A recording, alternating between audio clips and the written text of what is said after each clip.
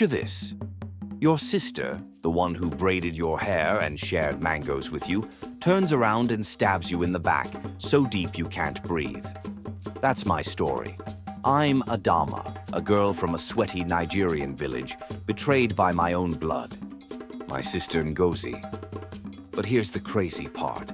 Her betrayal didn't break me. It led me to a billionaire's doorstep, and the sweetest revenge you'll ever hear. Want to know how? Stick around, because this African folktale is packed with sister drama, secrets, and a twist that'll leave you gasping. Let's go back to where it all started, under the scorching sun of Umuaka. Umuaka was my home, a place where the red earth stains your feet and the air smells of palm oil stew. Me and Ngozi were tight, or so I thought. I was the quiet one, always stitching colorful head wraps and dreaming of a bigger life. Ngozi, she was the loud one, strutting around with her beauty, charming everyone with her big laugh. Mama raised us right, saying, "Family is your strength. Never let greed tear it apart." I nodded, believing every word.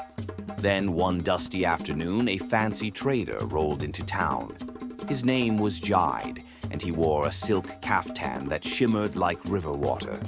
He carried a wooden box carved with strange symbols and said, "I need a sharp mind to help me trade in Lagos. The reward? More money than you can count." My heart raced. This was my moment, but Ngozi's eyes gleamed too. Was she planning something? Owed Ngozi my best head wraps. "I'll show Jide these," I said, "and prove I'm clever enough." She hugged me, her perfume sweet like ripe guava, and whispered, "You're going places, Adamma." I fell asleep, happy. But at dawn, my head wraps were gone, and so was Ngozi. I ran to Jide's camp, barefoot and breathless. There she was, handing my work to him. "I made these," she lied, voice smooth as honey. Jide grinned, tossed her a pouch of coins, and said, "You're coming with me." I stood there, dust in my throat, tears burning my eyes. My own sister. The villagers stared, whispering, "Adamma, speak up." But I couldn't. I stumbled to the riverbank, sat on a smooth stone, and cried to the ancestors. "Why me?" I begged. Then I heard footsteps, soft but real. Someone was watching. Turned and saw a man, tall, with a gray beard and a white agbada that glowed like moonlight. "Why do you cry, little one?" he asked, his voice deep like a drum.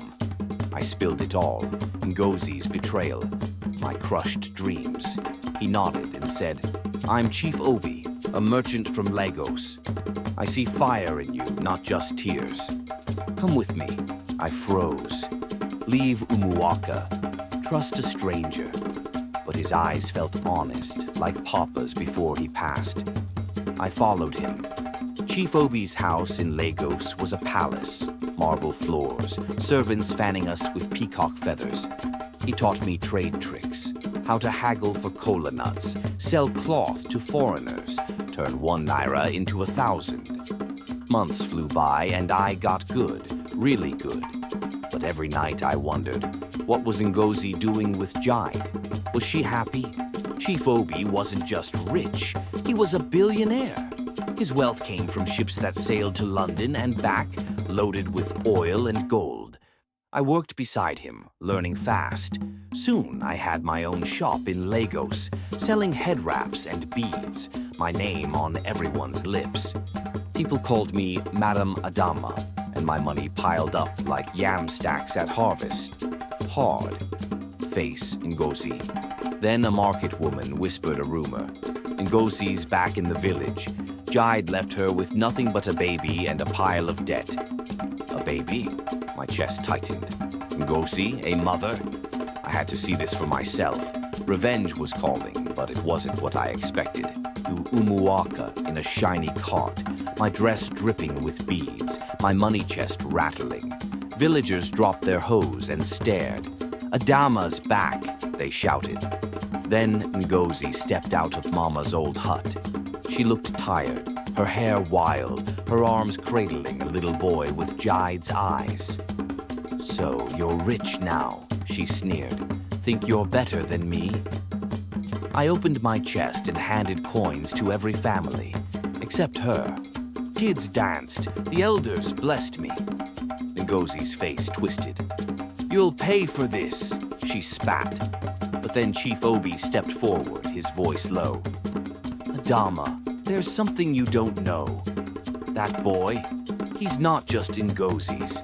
He's your nephew, your papa's grandson." I froze. "What?"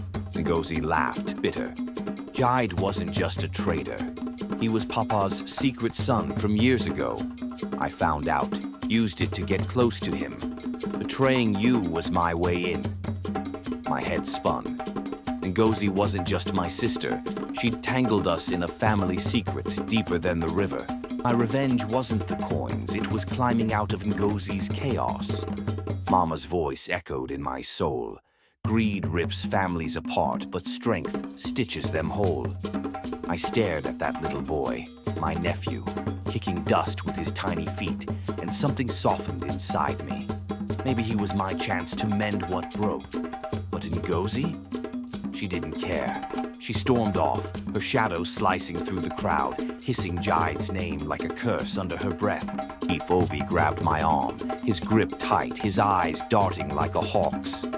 "Adamma," he whispered, voice low and urgent. "Jide's alive.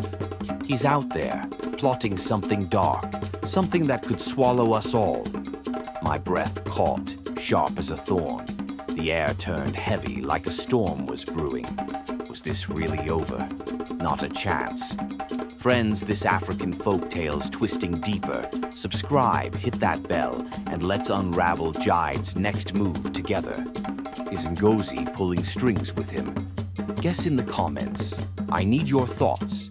After Ngozi stormed off and Chief Obi dropped that bombshell about Jide, Umuaka buzzed like a beehive. I stood there, my fancy dress suddenly heavy, watching that little boy, my nephew, play in the dirt. The villagers crowded around, their voices low.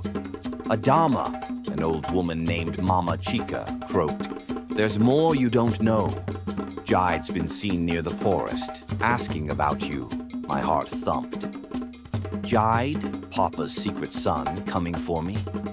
I thanked Mama Chica with a coin and a hug, but my mind raced.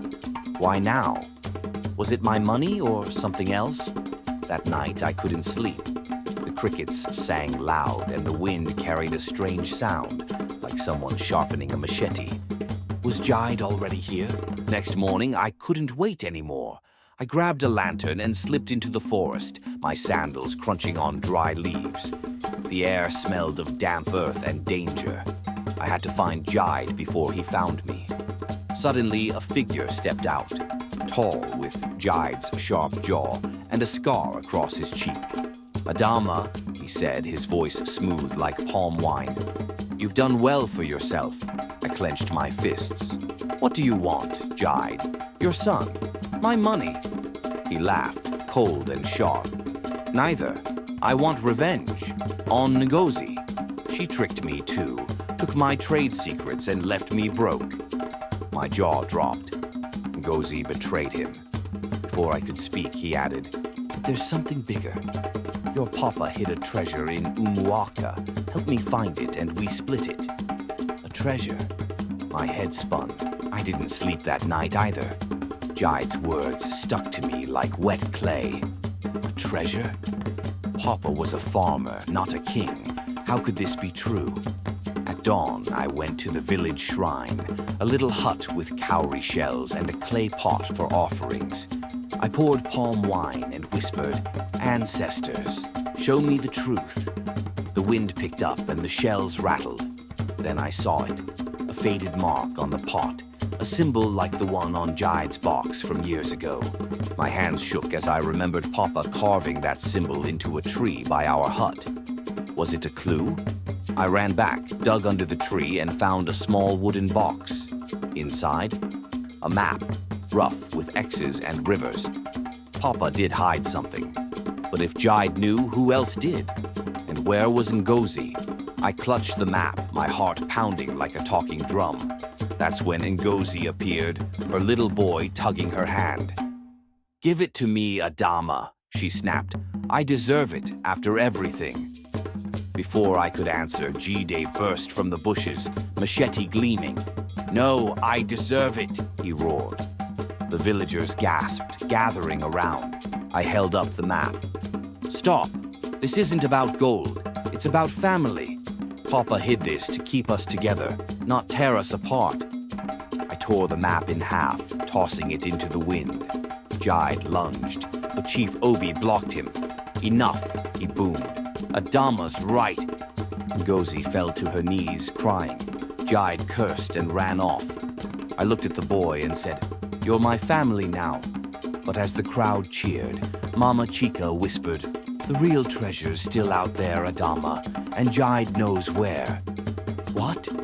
Friends, this isn't over. Subscribe, hit that bell, and let's hunt this mystery together. What's Jide chasing? Tell me below.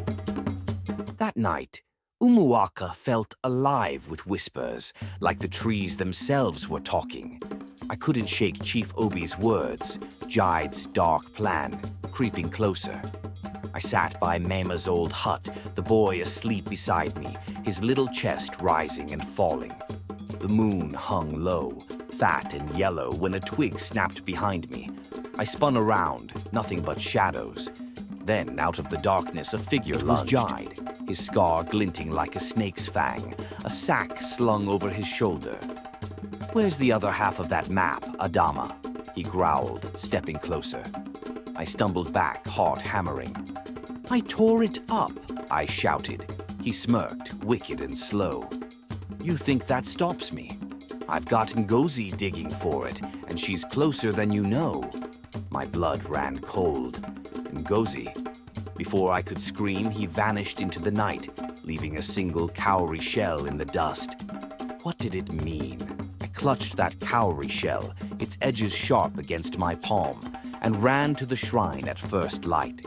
My hands shook as I poured palm wine into the clay pot. "Ancestors, please, show me." The wind howled, and the shells scattered like they were alive. Then I saw her, Ngozi, sneaking from the forest, dirt on her hands, a torn map piece clutched tight. She froze when she saw me.